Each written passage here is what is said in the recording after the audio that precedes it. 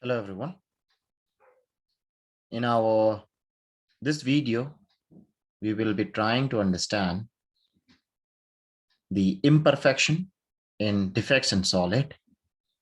And to be specific, we will be learning the non-stoichiometric defects. In our part one, what we have learned is what is point defect, what are the different types of point defect, and in that video, we have learned what is stoichiometric defect and the types of stoichiometric defect. So today we'll be continuing from the part one, in which we will be trying to do the second type of point defect, that is non-stoichiometric point defect, and the third type of point defect, which is the impurity defect. So let us first start with the non-stoichiometric point defect. So when we say non-stoichiometric defect, what do we understand? When we say stoichiometric defect, the ratio of the cation and anion becomes or remains same before and after the defect. Just the opposite case of stoichiometric defect. Whenever we talk about non-stoichiometric defect, the ratio of the cation and anion becomes different after the defect has occurred.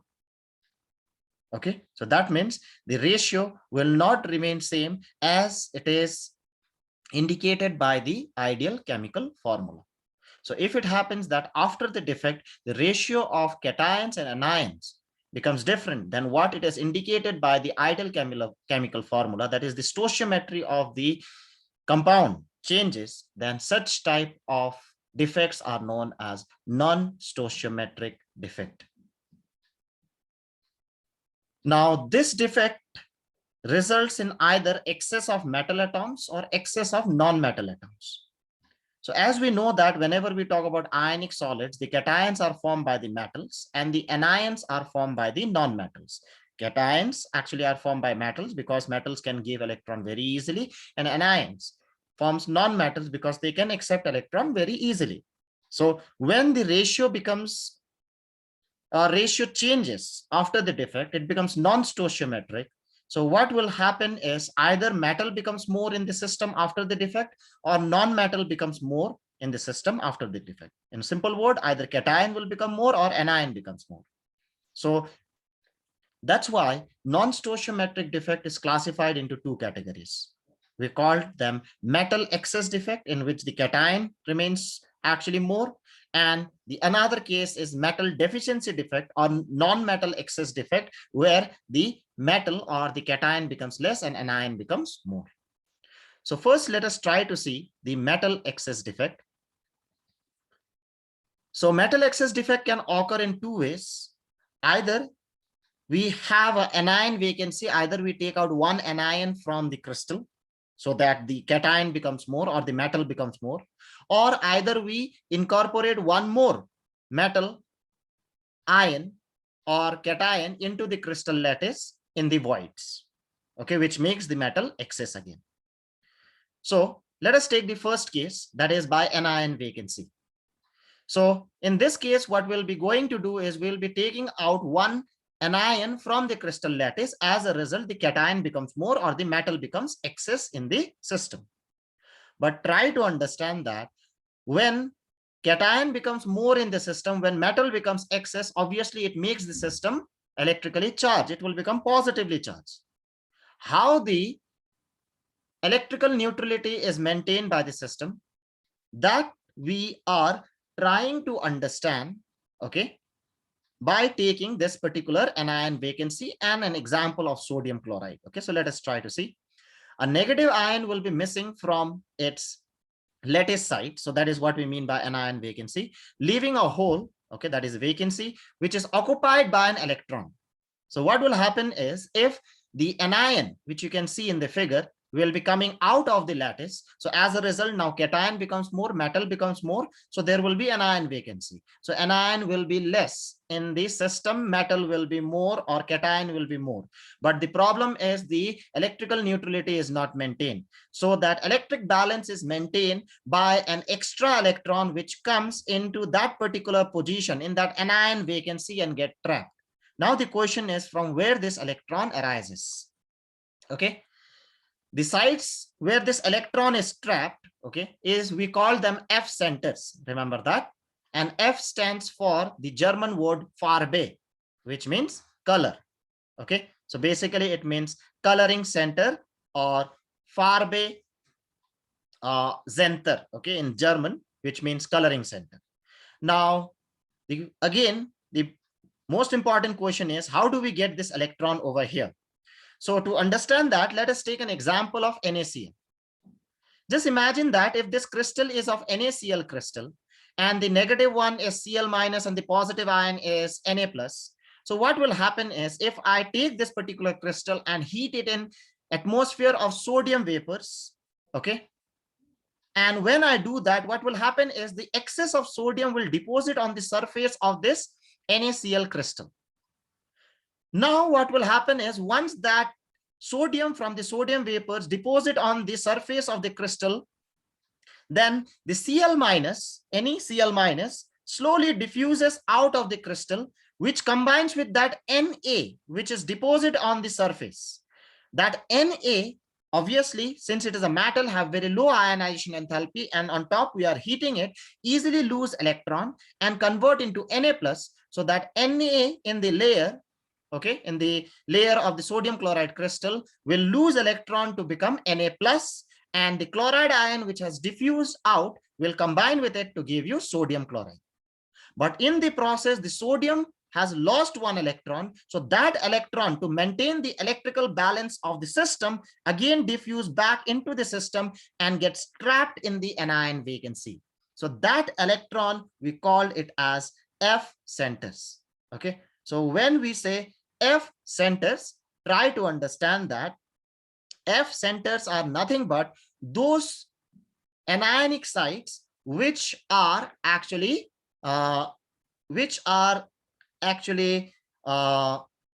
taken up by the electrons. Okay, so this anionic sites are those sites or the vacancies. Okay, the vacancy created by the anion going out of the system will be occupied by the electron. Okay, and this are nothing but the F center. And very important, this electron now can absorb energy, okay, from the white light and go to excited state and come back to ground state. In the process, it will radiate energy, and that energy will be, or the radiations will be released, or what will be released will be of yellow color in case of NaCl. So as a result, when you take NaCl and heat it in sodium vapors, then what was found out that NaCl turns yellow in color. The same thing if I'll do with lithium chloride by taking in excess of lithium vapors, then what was found out that lithium chloride turns pink.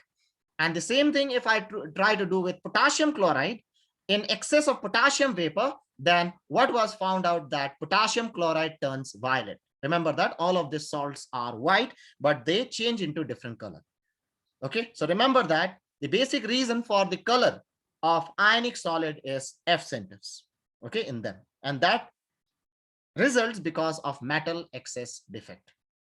Okay, now let us try to see the another way how metal excess defect occurs. So the first one is by anion vacancy, where there is anion vacancy and cation becomes more. When cation becomes more, obviously there will be no or the stoichiometry will be lost, the ratio will be not same as it was before. So obviously it will go for non-stoichiometric defect and results into F centers, and ultimately you get colors in crystals.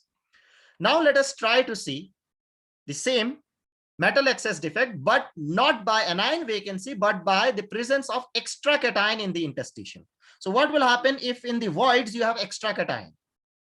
Now, in such cases also, again, if extra cation is present in the void, then what will happen? Obviously, again, it will become non-stoichiometric, cation becomes more. But again, the basic question is how electrical neutrality is maintained. It was found out that the electrical neutrality is maintained by an electron present in another interstitial sites over here. So now the question again arises, where from this electron is coming? So let us take one example to understand this.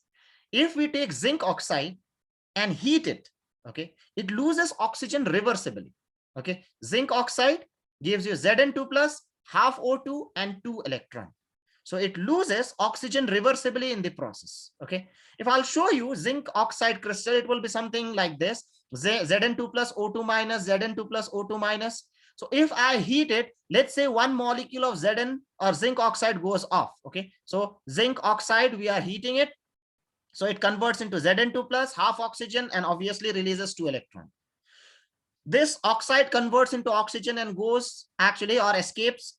But what will happen? This zinc, because of its smaller size, come back into the crystal lattice and occupy one of the voids. But the problem is, when one Zn2 plus goes out of the system and one O2 minus goes out of the system, the electrical neutrality is maintained and the system actually does not change its ratio also. It remains stoichiometric. But if Zn2 plus comes back into the void, then one extra Zn2 plus, one extra cation is coming into the void. Okay, so which you can clearly see in the screen, one extra cation is coming into the void, because of which not only the system becomes stoichiometric, non-stoichiometric, sorry, but it also brings extra 2 plus charge into the system, which makes it a charge system, a positively charged system. To maintain that electrical neutrality, this 2 electron which is released in the process will come back into the system and occupy the neighboring interstitial sites. As a result, the whole system becomes electrical neutral. But when we do so, what will happen is, because of the presence of this 2 electron, when you heat zinc oxide, there will be lots of electron which will be formed in the process. This free electron in the system, in the crystal, makes it a very good conductor of electricity. Okay, due to this free electron, zinc oxide, when you heat, it becomes a good conductor of electricity. Not only that, this particular electron will absorb radiation from white light, and when it radiates back, okay, when it goes to excited state and comes back to ground state, it releases a particular light that is golden yellow. Okay, and because of the release of this golden yellow light, okay, the heated zinc oxide appears golden yellow in color. So when you heat zinc oxide, it appears golden yellow. That's why zinc oxide is also known as fool's gold. Okay, so that is the reason why we call zinc oxide as fool's gold. Okay, it is because of metal excess defect which is occurring in the system, and how metal excess defect is occurring is by the presence of extra cation in the interstitial. So that is how we can understand why zinc oxide is known as fool's gold. Okay, now that is about metal excess defect, where metal was excess, where cation was excess. Now let us try to take a case where anion is excess, so metal deficiency. Okay, so metal deficiency defect.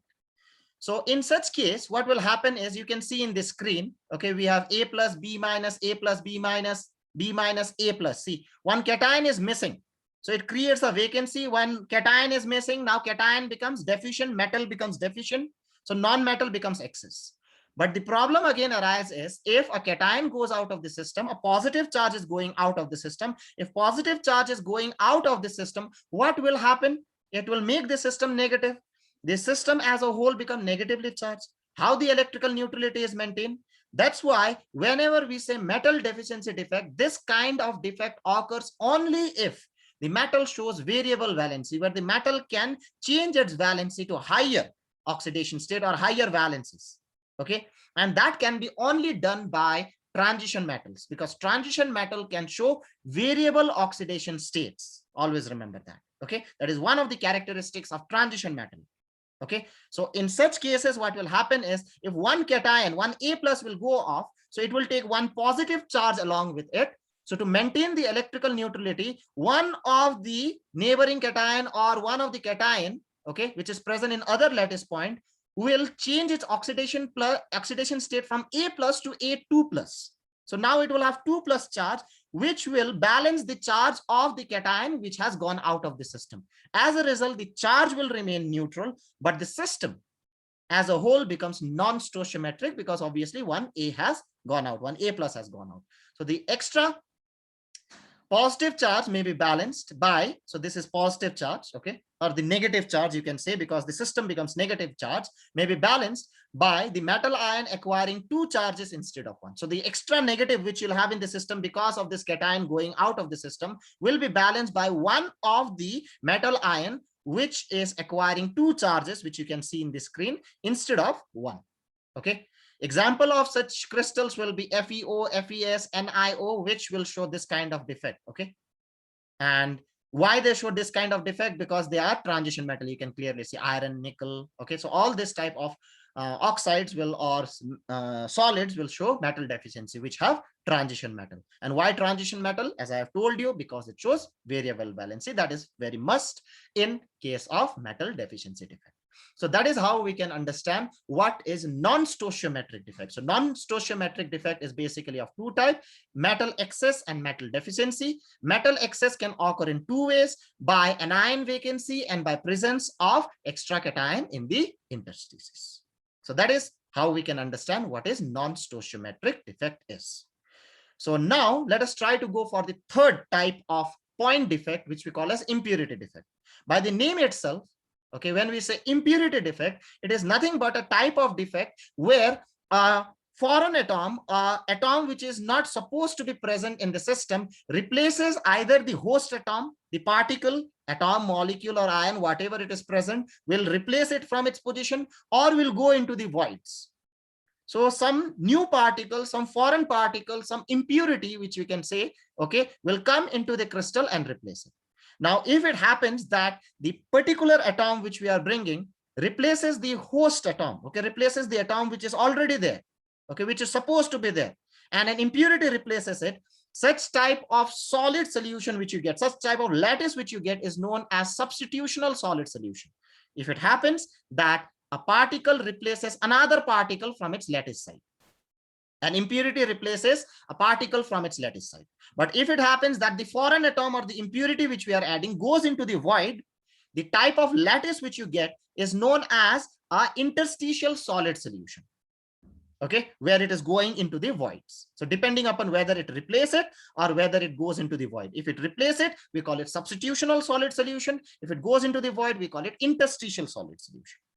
And remember that the process of adding impurity to the crystalline solid, okay, the process which we use to add impurity to crystalline solid is known as doping.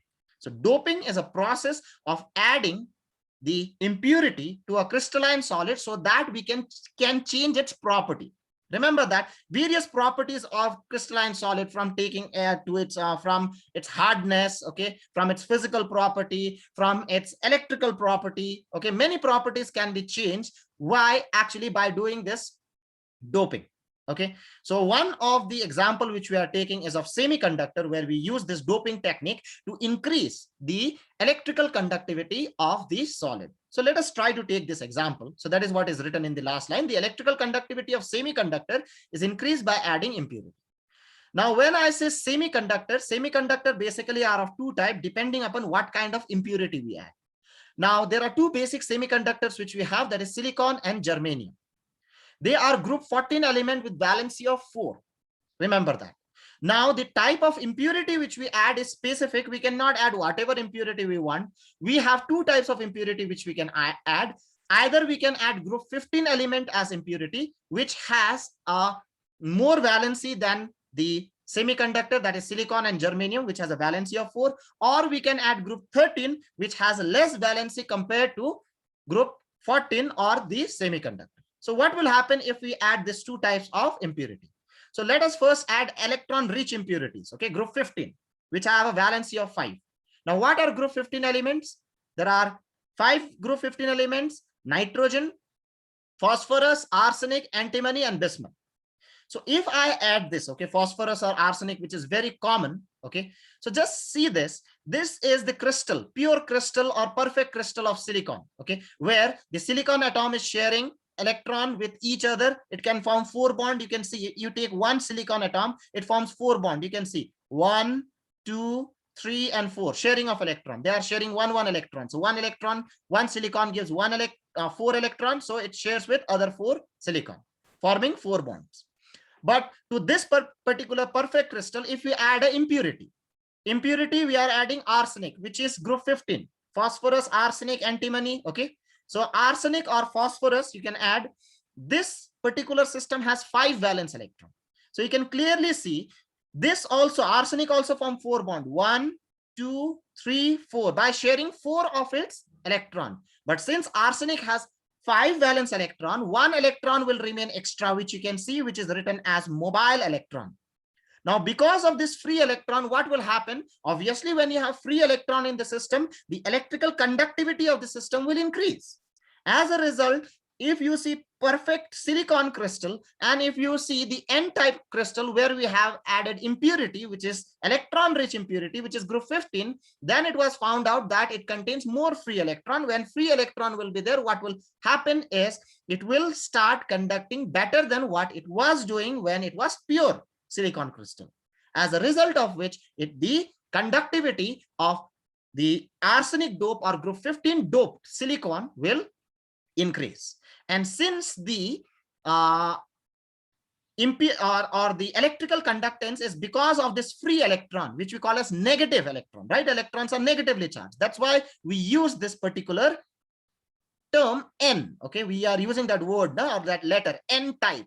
So it basically means negative, okay, or the negative electron, which is responsible for carrying the, or responsible for the electrical conductance. See, when a silicon is doped with phosphorus or arsenic or any group 15 element, we get N type of semiconductor. This is because phosphorus, or in our case arsenic, has 5 valence electron. It forms 4 covalent bond, which I have shown you with silicon, and the 5th electron remains free. You can see there, and is loosely bound and becomes delocalized with the increase in conductivity.